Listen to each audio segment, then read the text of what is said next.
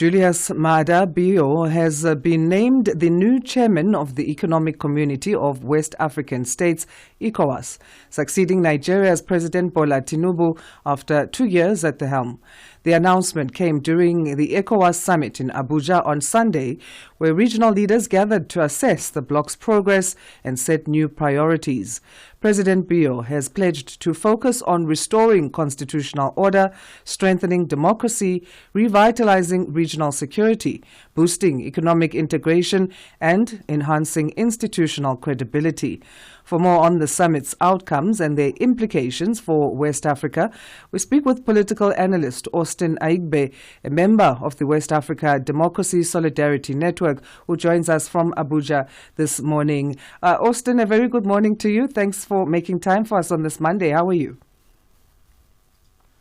Good morning. I'm doing well. And you? And good morning to everyone there.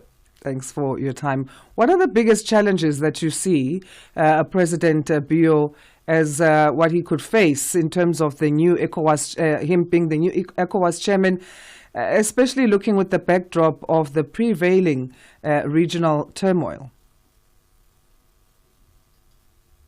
Yeah, thank you again. Even though I'm delighted a bit that President Maada did expressly state that he was going to restore constitutional order in the region. How he's going to do that is only time will tell. But it's important to state that one of the crises facing the region is not what arguably the immediate past chair, the President of Nigeria, Bola Tinubu, had highlighted in his welcome remark at that summit. Tinubu has tried to technically avoided the main challenge, which is constitutional order, which is peace and security, which is democracy. You cannot have economic integration without peace and security. You cannot have youth empowerment and all of the youth inclusion, all of the infrastructural development, all of the advancement in technology, and all of those he mentioned if the crisis is faced with enhancing security challenges, particularly in the Sahel region.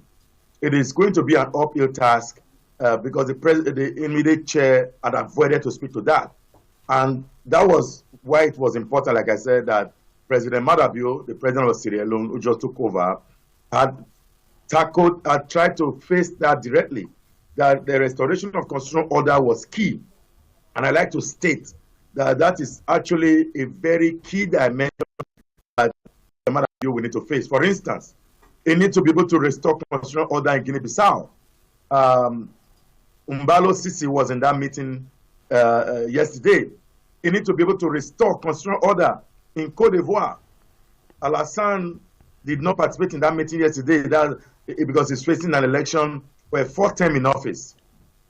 He needs to also try to restore, if possible, as at this time, the constitution has already been implemented in Togo.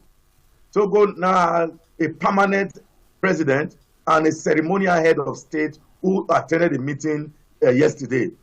And if you go beyond that, is the crisis of the exit of these three Sahel states.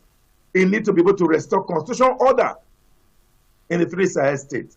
As it is today, ECOWAS has diminished from 15 to 12, which is not a very good one under the president of Nigeria at that time. But in any case, President Maada, who also was a military head of state many years ago and became a democratically elected president and ran for election in 2023, for a rerun election in 2023, who is due to maybe also end his regime by June of 2025.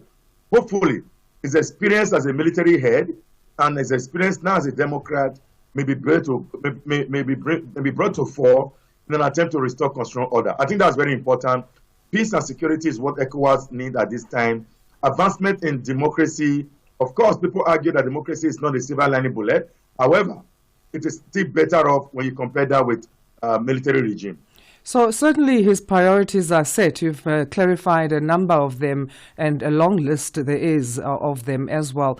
But how can President Bio strengthen or deal with the issue of political stability, political instability, and coups in West Africa. You speak about his military background. Would that step in here and help in terms of his modus operandi? How does he deal with these issues?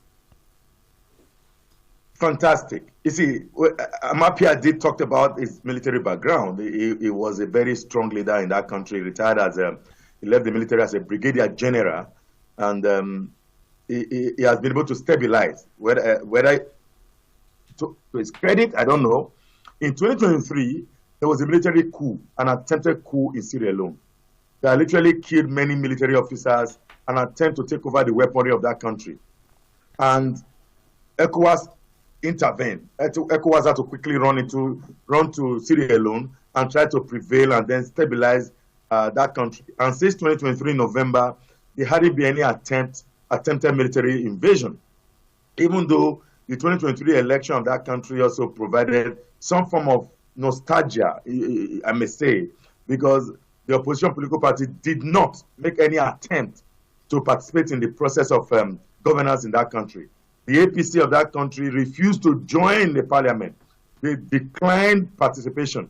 But somehow, with the help of regional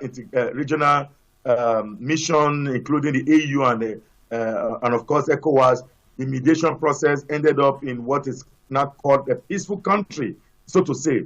I'm hoping, okay, just before I said I'm hoping, is that those recommendations from that peace architecture is being implemented, including almost a 70-point electoral reform proposal, which the president has set up a committee to try to see how to implement those electoral reforms. If he's doing that genuinely, he may know the challenge that is also dominant in other countries. That he was faced with this huge challenge in country with almost a flawed election, and eventually, based on mediation, they were able to come out. Right now, the APC of that country is now participating. The All People's Party is not participating in the election. I mean, in the governance process. They went to the parliament, and now the peace in that country has a bit been restored. The country is to be faced with almost like a terrorist kind of uprising with a guy called Adebayo, who lives somewhere in Netherlands, who used to instill some violence in the country. But today, in the past a year or two, that has literally dropped. How he did that, maybe it could be that to fall in the region. We know what happened to the Sahel states and why they literally backed out. We know the story. He was part, and is still part of the authority of head of state that made that decision for ECOWAS to invade Niger. And of course, that was the snowball that led to the Sahelian state and eventually what we see now. Yeah, so touching on in matters of history, from the former head of ECOWAS, President Tinubu's legacy and achievements, what could President Bayo draw as inspiration and a way of continuing those achievements and the legacy? Arguably, I will not throw away all the things that Bola Tinubu did. It was mean. He has said that if you look at his opening his remark, everything he wished to see in ECOWAS, we outlined. But even though he didn't quite say that he did XYZ, he only said in Nigeria, the youth are being empowered infrastructure-wise, civic tech and all of that. But beyond that is that Maada need to draw lessons from a conflict management theory. At least before you confront, you should have consulted, you should have consolidated on consultation before making any attempt to confront. Confrontation at this time in ECOWAS region is not an option. What needed to be done is peace building in a way that Maada still has a few weeks, I say a few weeks, by July the 29th, the Sahelian state would have officially exited based on the 6 months waiver that timeline that ECOWAS had given to the Sahel state. So he had about a few weeks to see if the mediation mediation is happening. We know that President Mahama has been doing his bit. We also know that ECOWAS has mandated Faye, president of Senegal, and of course Togo president at that time, to intervene. Those mediation, Maada Bio needed to take them over and see how he could personally lead the mediation process. All right. Our chair of ECOWAS, we're going to have to. Awesome. We're going to have to leave it there, Austin, and we appreciate your time again. We are out of time. Thank you very much. Austin Aigbe is political analyst and member of the West Africa Democracy Solidarity Network, joining us from Abuja in Nigeria to discuss the new head of, or the new chairman of the Economic Community of West African States, ECOWAS, and the direction that he should be going in terms of his position. The president of Sierra Leone, Julius,